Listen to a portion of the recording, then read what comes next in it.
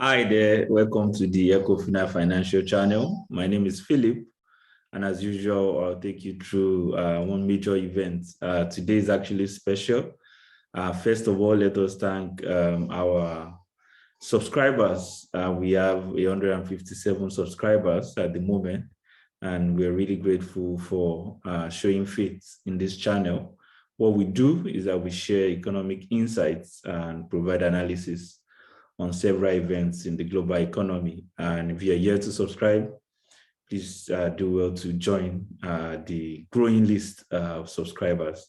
We really appreciate you. Today, we'll be looking at something really special, especially for those who are looking at investing in Nigeria. So today, we'll be looking at 7 things we believe you have to really be aware of, or you need to take note of if you are planning to invest in Nigeria. And so this can be for even Nigerians or those who are in diaspora, Nigerians in diaspora, or for foreigners who are just looking to invest in an emerging market, looking to invest in a developing country. Nigeria gives you such a big opportunity. So without wasting much time, we'll go straight into it as to the things you need to look out for before you invest in Nigeria. The first thing we look at is the size of the market. The size of the market. Now, Nigeria has the highest population and has the biggest economy in Africa. The population is estimated at more than 200 million people. And then the GDP as of 2020 is also the highest in Africa at more than $400 billion. Now, this gives a good opportunity for anyone who wants to take a slice of the market. But of course, you have to know how to play in the market. The fact that the market is huge does not mean that the opportunities can just easily be taken advantage of. But of course, that market size gives a good opportunity for any individual or business to take advantage of. So that's the first thing you have to look out for. The size of the market is large, but where do you play in? Maybe when we look at the other factors, it becomes clearer what you should look out for. The second thing we identify is competition. Yes, the market is large, but of course you have to look at what competition exists in form of either are there local substitutes to whatever products you have or whatever the investment opportunities you are looking at. Are there local substitutes? And what are the current imports? What are the things that currently constitute the import for that particular thing you're looking at? So even if it's not locally produced, are they importing it? Where are they importing from? What's the volume of the imports? And how easy is it? How easy is it going to be for you to break into that market? Competition is everywhere. You cannot deny the existence of that, no matter how good a product is, or no matter how good the product is really, you still need to consider what alternatives. It doesn't even have to be a direct substitute.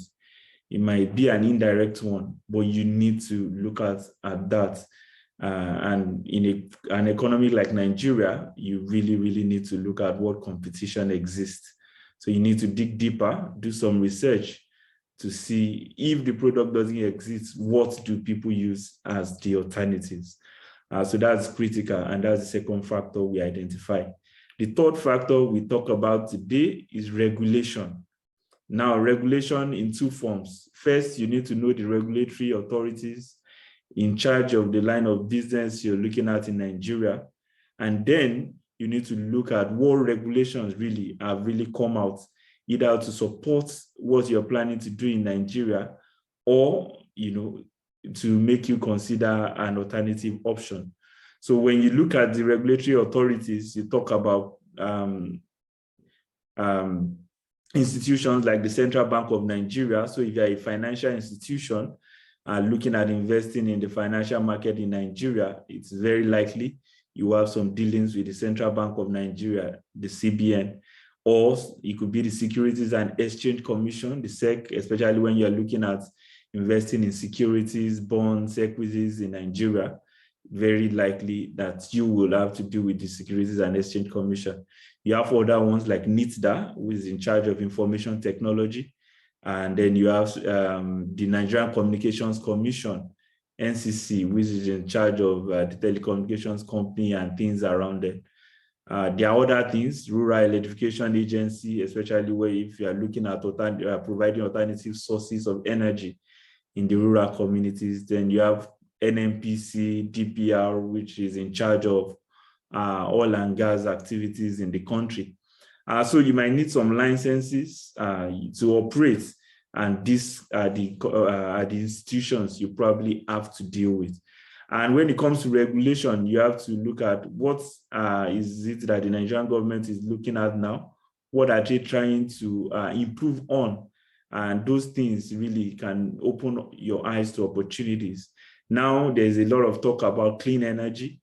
So which means that investment in something which is an alternative to oil, even though it's also a constituent or something that comes from oil, gas is also something that it's probably a big opportunity in Nigeria. And then there are other issues and there are other regulations. You just need to know what is happening per time to know what to invest in, or even to time your investments in Nigeria. So regulation, of course, is the third one, and we think is very important. Then the fourth thing we talk about is power or energy, whichever one you choose to call it. It is well documented that Nigeria has serious issues when it comes to power. Hardly do you get any community in the country which enjoys 24 hours electricity.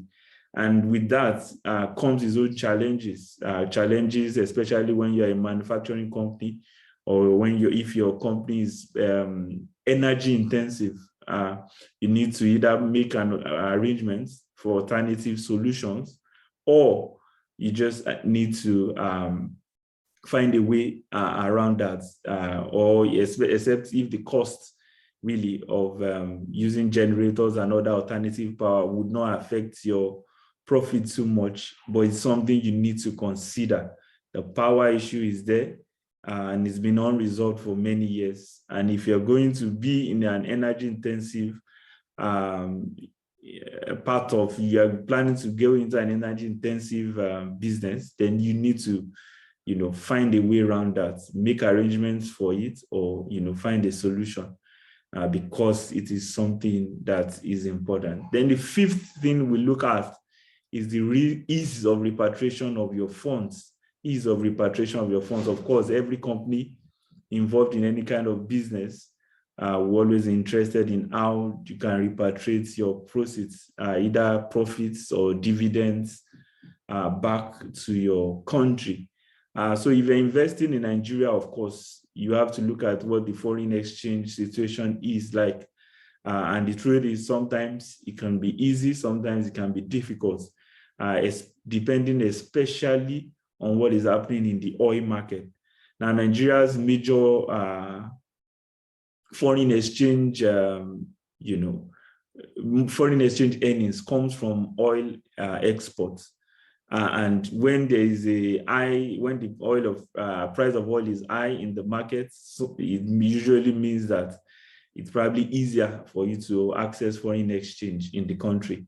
But when it's low, it creates these issues. And again, regulations around how foreign exchange is going to work, something you need to look out for.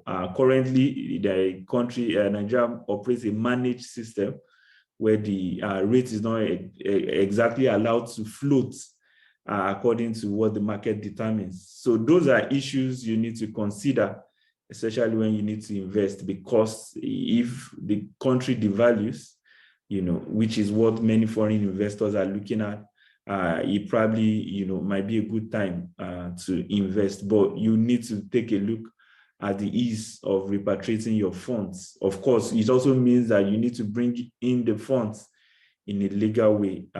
Any business in Nigeria which needs to repatriate the funds must bring in the funds through the banks, the normal financial institutions, and get a certificate of capital importation, CCI, certificate of capital importation. That is important for any funds you bring into the country, so that you can be able to repatriate it back from the official window when you actually make, when you're declared profits or dividends and need to repatriate back to your country. The sixth thing we look at is the slow legal stroke judicial process. So in essence, it means that sometimes if you need to go to court on any matter, the process might be slightly delayed or very much delayed if you look at it. So if you're in a business where you think you might be going into, you might have several issues to deal with in court, then you really need to look at it and see what impact it's going to have on your business, because the judicial process can be sometimes very slow. Even if you eventually get justice, what impact is it going to have on your business? The last thing we look at, which is the seventh one that we look at today, is security. Now, security in Nigeria, sometimes it depends also on the location where you are in. Some parts of the country are very much volatile, while some are not as dangerous. So it depends on where you are looking at in the country to where you want to really invest. If you are looking at the Northeast, that is a volatile part of Nigeria, but in other parts is less volatile. And then you need to look at that. So what impact is going to have on your business? Do you need to move around? What security procedures or protocols do you need to put in place to ensure that everyone is fine and you can operate in a safe environment? So those are the 7 things we believe are important for you to consider before investing in Nigeria. But again, we always say it is not by any means exhaustive, but we believe these are critical, especially when you're looking at investing in Nigeria. Do let us know in the comment section if there are other things you would like to know about Nigeria, and we'll be glad to offer some opinion really on what it is you need to know. So remember, click the subscribe button so that you can join our list of subscribers, and you can also get news and updates and analysis basically on various events in the global economy. And we'll be back with you next time.